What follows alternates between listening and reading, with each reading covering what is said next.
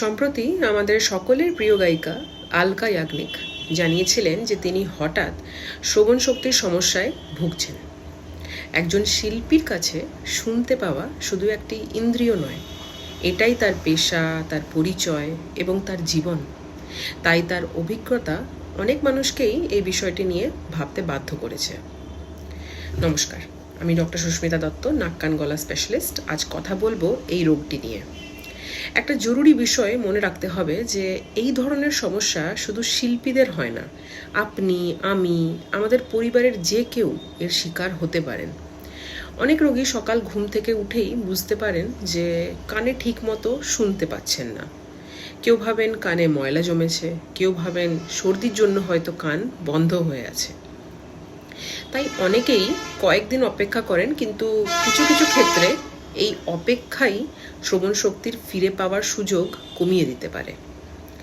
আলকা ইয়াগনিক তার অভিজ্ঞতা প্রকাশ করার ফলে একটি খুব গুরুত্বপূর্ণ বার্তা সবার কাছে পৌঁছেছে যে হঠাৎ কানে কম শোনা কখনোই অবহেলা করার মতো বিষয় নয়।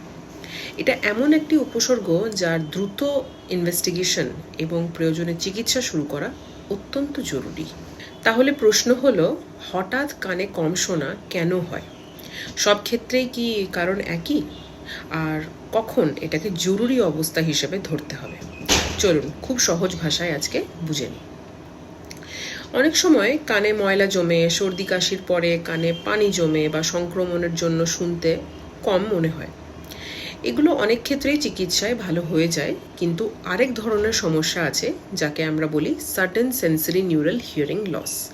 এর মানে হলো ভিতরের কানের বা আমাদের যে অডিটরি নার্ভ আছে সেটি হঠাৎ করে সেখানে আমাদের হিয়ারিং কমে যাওয়া। এটা কয়েক ঘন্টা থেকে 2-3 দিনের মধ্যে এটি কমপ্লিটলি হয়ে যেতে পারে।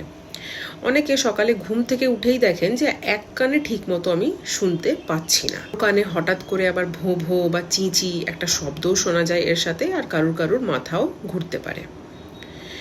তাহলে এই sudden sensory neural hearing loss কেন হয়? সত্যি কথা বলতে অনেক ক্ষেত্রে নির্দিষ্ট কারণ খুঁজে পাওয়া যায় না, তবে কিছু প্রবেবল কারণ আমরা বার করেছি, যেটা হলো ভাইরাল সংক্রমণ, আমাদের ইনার ইয়ার মানে ভিতরের কানে রক্ত চলাচলের সমস্যা, শরীরের মধ্যে যে রোগ প্রতিরোধ ব্যবস্থা আছে মানে ইমিউন সিস্টেম আছে তার অস্বাভাবিক প্রতিক্রিয়া, আর খুব কম ক্ষেত্রে কিছু ওষুধের অ্যাডভার্স এফেক্টও হতে পারে। এবারে অনেক রোগীরাই ভাবেন একটু অপেক্ষা করি না, কানটা তো একটু ঝাঁপ ধরে আছে, একটু যেন বন্ধ হয়ে আছে, নিজে থেকেই ঠিক হয়ে যাবে। আর এই অপেক্ষাটাই অনেক সময় সবচেয়ে বড় ভুল হয়ে দাঁড়ায়। কখন তাহলে আপনি বুঝবেন যে এটা আমার বিপদের লক্ষণ? যদি হঠাৎ এক কানে শুনতে আপনি কম পাচ্ছেন, তার সঙ্গে আপনার কানে শব্দ হচ্ছে বা মাথা ঘুরছে, তাহলে এটাকে শুধু কান বন্ধ হয়ে আছে বলে অবহেলা করবেন না। যত তাড়াতাড়ি সম্ভব একজন ইএনটি বিশেষজ্ঞের কাছে যাবেন, ততই আপনার জন্য ভালো। এই কথাগুলো আমি এই জন্যই বলছি কারণ এই রোগের চিকিৎসা শুরু করার সময়টা খুবই গুরুত্বপূর্ণ। কেন এটা গুরুত্বপূর্ণ? তাড়াতাড়ি চিকিৎসা না করলে কি হবে?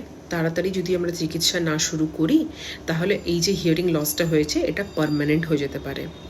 ওই যে ক্রিটিক্যাল উইন্ডো আছে সেটা যদি আমরা পার করে যাই, তাহলে হয়তো ওষুধ বা ইঞ্জেকশন দিয়েও আমাদের লাভ হবে না।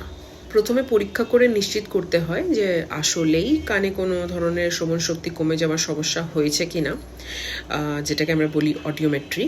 প্রয়োজনে আরও কিছু পরীক্ষা লাগতে পারে, আর অনেক ক্ষেত্রে আমরা কিছু মেডিসিন দিই, আর কিছু রোগীর ক্ষেত্রে কানের ভিতরে পর্দার মধ্যেও বিশেষভাবে ইঞ্জেকশন দেওয়ারও প্রয়োজন হতে পারে। কোন চিকিৎসা আপনার জন্য উপযুক্ত হবে সেটা পরীক্ষা করেই ঠিক করা হয়। সব রোগী পুরোপুরি আগের মতো শুনতে পান না, তবে হ্যাঁ, এমনি কিছু কেসেস দেখেছি, কিছু না অনেক কেসেস দেখেছি যেখানে পেশেন্ট যদি ক্রিটিক্যাল উইন্ডোর মধ্যেই চলে আসে, পরীক্ষা করে যদি আমরা জেনে নিই আগেই যে এই পেশেন্টের সাডেন এসএনএচএল হয়েছে, দ্রুত ট্রিটমেন্ট শুরু করার পর পেশেন্টের হিয়ারিং একদম নর্মাল হয়ে গিয়েছে।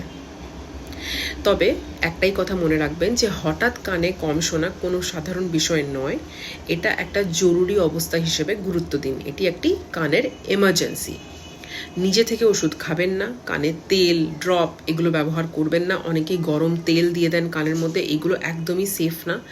আর দেখি কয়েকদিন পর ঠিক হয়ে যাবে কি না, এই ভুলটি করবেন না। সময় মতো চিকিৎসায় অনেক সময় আপনার শ্রবণ শক্তি বাঁচিয়ে দিতে পারে। আমি একজন ইএনটি সার্জন হিসেবে শুধু এটুকুই বলবো যে শরীরের প্রতিটি পরিবর্তনকে গুরুত্ব দিন, কারণ দ্রুত সিদ্ধান্তই অনেক সময় ভবিষ্যতের শ্রবণ শক্তি রক্ষা করতে পারে। নমস্কার।